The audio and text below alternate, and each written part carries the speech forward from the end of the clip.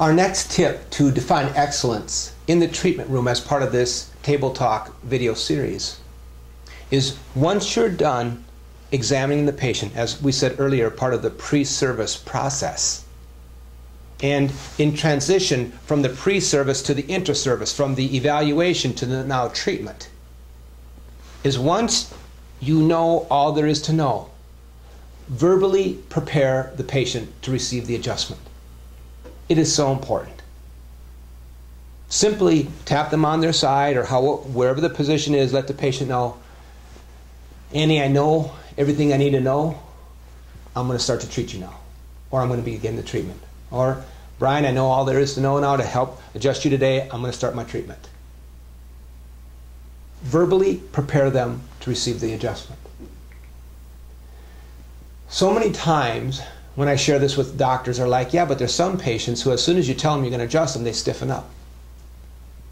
My experience is that's maybe 1 out of 10 or 5 out of 100. It's the minority of people that when you tell them you're going to treat them, actually tighten up.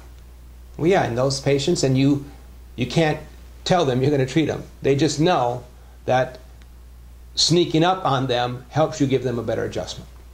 That happens. But it certainly doesn't happen the majority of the time. And I'm going to ask you to pay attention to this. When you say to a patient, Annie, I know all I need to know, I'm going to start your treatment now.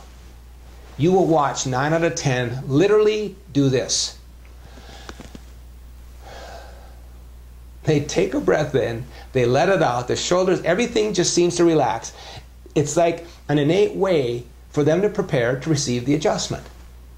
And I'd rather any day, I'd rather have a mediocre adjuster, a mediocre adjusting chiropractor, treat a patient who is ready to receive the adjustment than an outstanding, amazing adjuster adjust an unprepared patient.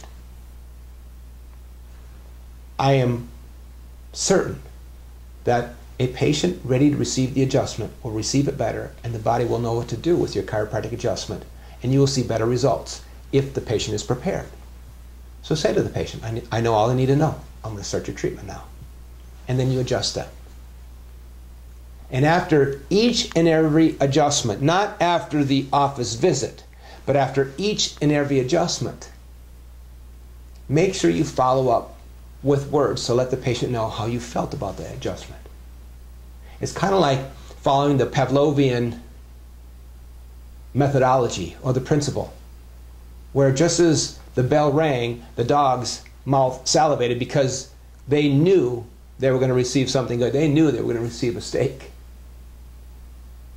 It's after your adjustment, get in the habit of saying to the patient, that was great, that was excellent, that was perfect, or that was wonderful, nice, beautiful, that went very well.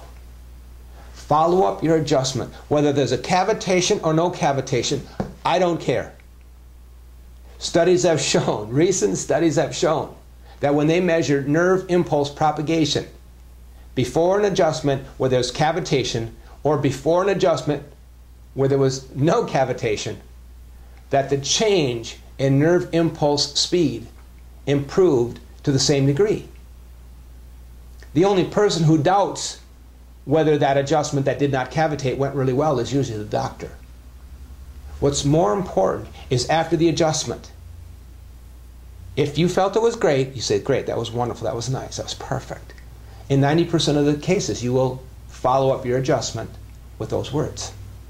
Don't ever, never say, great, that was perfect, if in your heart, in your mind, it wasn't. Because all you end up doing is alienating the patient. They know when you really didn't think it went well. They know when you're just mincing words.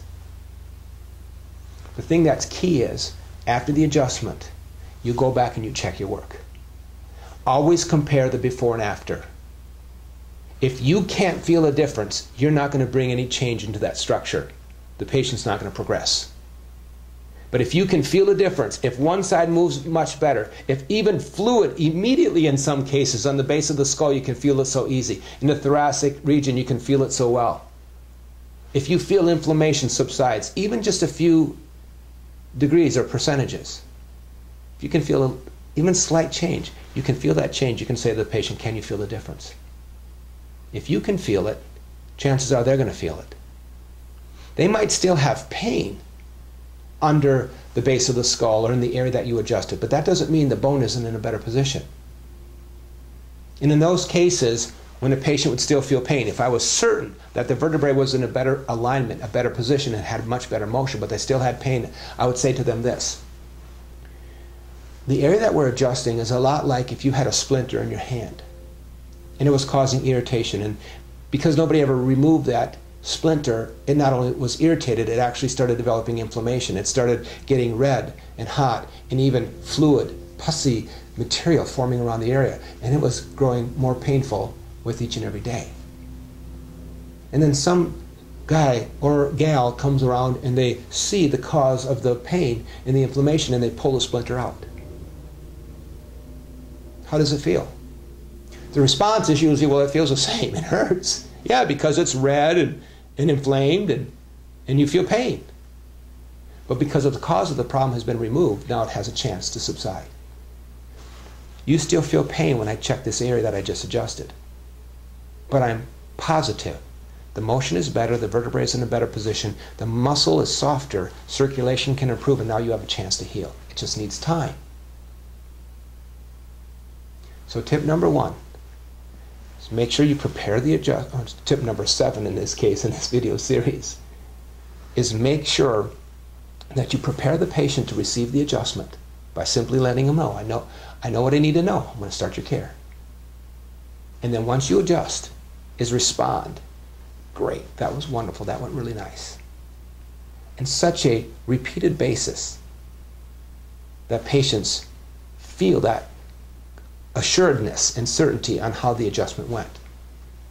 And an interesting result from this type of a communication is when you do this on a habitual basis, over and over and over again, and people start asking others in the community, what kind of adjustment does Dr. Neibauer give? Or what kind of adjustment does Dr. Johnson give? Or what kind of adjustment does Dr. Coons give? The answer is, well, great, excellent, perfect, wonderful, nice. And they don't know that you set that whole table by your doctor-patient communication as part of your treatment room chat. Put this information to practice, use these 2 tips, and you'll be amazed at the kind of difference it makes as patients leave your adjusting room.